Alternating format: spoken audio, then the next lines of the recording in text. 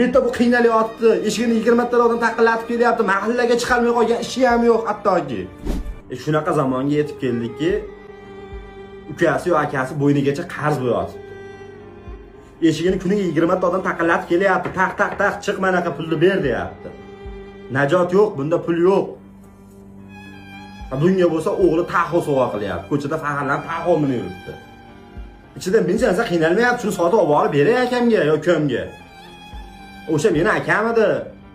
Men yoshligimda burnim oqib yurganda ko'tarib katta qilgan edi. Bu meni ukam edi. Meni soyamdan katta bo'lgan edi bu. Ro'zg'ori alohida bo'lgani bilan qonim bir turibdi, qalbim bir turibdi, yordam beray degan narsa yo'q.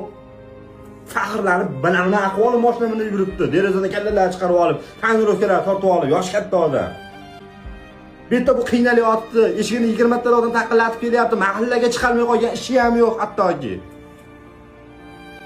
O'zi shu darajaga yetib keldiki, aka-ukachilikning oqibati mana shu noto'g'ri tarbiyaning orqasidan. To'y qilsa borib eshigida turadi. Aza bo'lganda to'nni kiyib, ro'molchavani olib, ko'zini artib, boshqa to'yga o'tib ketadi yig'lab. O'sha to'y sen kelmasang ham o'tadi. O'sha to'yni boshida sen turmasang ham o'tadi. Odamlarga o'zi o'tkazib qo'yadi o'sha to'yni. Ya aza bo'lgan bo'lsa, seni o'rningga bitta yig'laydigan topiladi, seni o'rningga bitta ko'maydigan topiladi, lekin tirikligida qiladigan odam topilmayapti. Sen qilishing kerak o'zi shu o'rinda bor. Keyin yig'laganingning foydasi yo'q. O'sha mol davlat senga farzandlaringga beryapti, borib qil, o'sha akangga qiynaladigan bo'lsa, yuravermasin dard chekib. Darqonda osilmayapti, xolos qo'rqyapti Xudodan, biladi shu noto'g'ri ketishini. Bir joyga dard orttiryapti, ishi yo'q. Xotirjam, o'zi o'qildi, o'zi bu qildi. Nima qildi xato qilgan bo'lsa? Sen yordam bermasang, boshqa yordam bersa kim yordam beradi unga? Xudoyim senga bergan pulni o'sha orqali sabab chiqib qo'ygandir balki. Uni pulidir balki. Bu pulni orqalab olib ketib bo'lmaydi-yu, senga shu taxoni sovg'a qilgan pulni bergan Xudo, undan keyin shu pulni akangga bergan bo'lsang, boshqa joydan bermaydimi senga?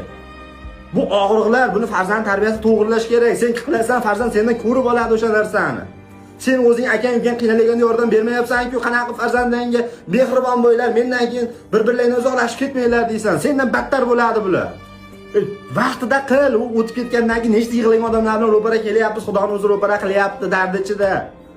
Endi o'sha pul tatimayapti o'sha jigarisiz. Endi o'shanda qilmagani uchun afsus chekib yuribdi, lekin sen hali ham bemalolsan, hali ham bir xotirjam yuribsan. U ro'zg'or alohida bo'lgani bilan mayli akang xato qilgandir, mayli ukang xato qilgandir, kechirib qo'yaver. O'sha 20 yil oldin qilgan xatosini eslab o'shanga mos javob qaytaraman demagin. Nima bo'lsa ham u sening jigaring.